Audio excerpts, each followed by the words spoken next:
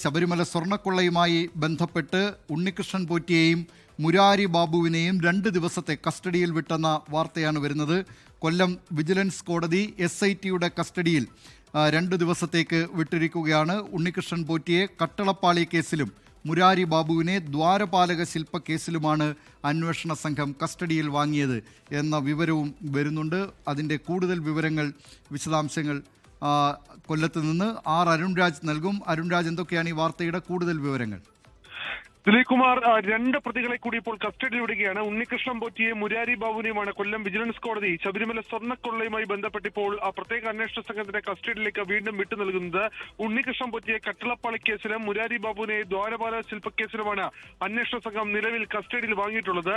ഇതിൽ അന്വേഷണ സംഘം പറയുന്നത് ഈ കട്ടളപ്പാളി കേസിൽ പുറത്തു വന്ന ചില വിവരങ്ങൾ, അതുപോലെ തന്നെ പത്മകുമാറിന്റെ അടക്കമുള്ള മൊഴികൾ, ഇതുമായി ബന്ധപ്പെട്ട് ഉണ്ണികൃഷ്ണൻ പോറ്റിയെ കൂടുതൽ ചോദ്യം ചെയ്യേണ്ടതുണ്ട്.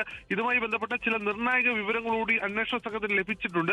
ഈ സാഹചര്യത്തിലാണ് ഉണ്ണികൃഷ്ണൻ പോറ്റിയെ കസ്റ്റഡിയിൽ വാങ്ങിയുള്ള ചോദ്യം ചെയ്യൽ ആവശ്യപ്പെടുന്നത്.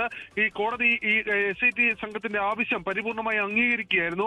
ഇതിന് പിന്നാലെയാണ് മുരാരി ബാബുവിനെ ദ്വാരപാലക ശില്പ കേസിൽ കൂടുതൽ ചോദ്യം ചെയ്യേണ്ടതുണ്ട് എന്ന വാദം കൂടി പ്രോസിക്യൂഷൻ മുന്നോട്ട് വെച്ചത്.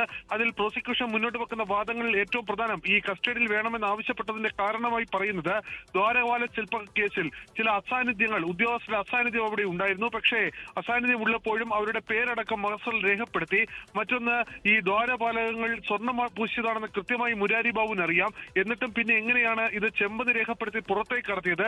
അതിൽ ഒരു ഗൂഢാലോചന ആ ഘട്ടത്തിൽ തന്നെ ഉണ്ടായിട്ടുണ്ട്.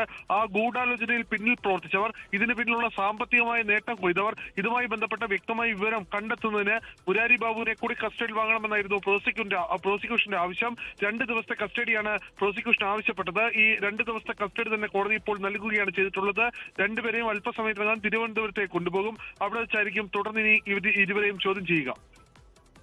ശബരിമല സ്വർണ്ണക്കൊള്ള കേസിൽ മുൻ എക്സിക്യൂട്ടീവ് ഓഫീസർ സുധീഷ് കുമാറിന്റെ ജാമ്യാപേക്ഷകൾ നേരത്തെ കൊല്ലം വിജിലൻസ് കോടതി തള്ളിയിരുന്നു. ഇപ്പോൾ 1-ാം പ്രതി ഉണ്ണികൃഷ്ണൻ പോറ്റിയെയും മുൻ അഡ്മിനിസ്ട്രേറ്റീവ് ഓഫീസർ മുരാരി ബാബുവിനെയും 2 ദിവസത്തെ കസ്റ്റഡിയിൽ വിട്ടിരിക്കുകയാണ് കൊല്ലം വിജിലൻസ് കോടതി. വിവരങ്ങൾ നൽകിയത് കൊല്ലത്തുനിന്ന് അരുൺരാജ്.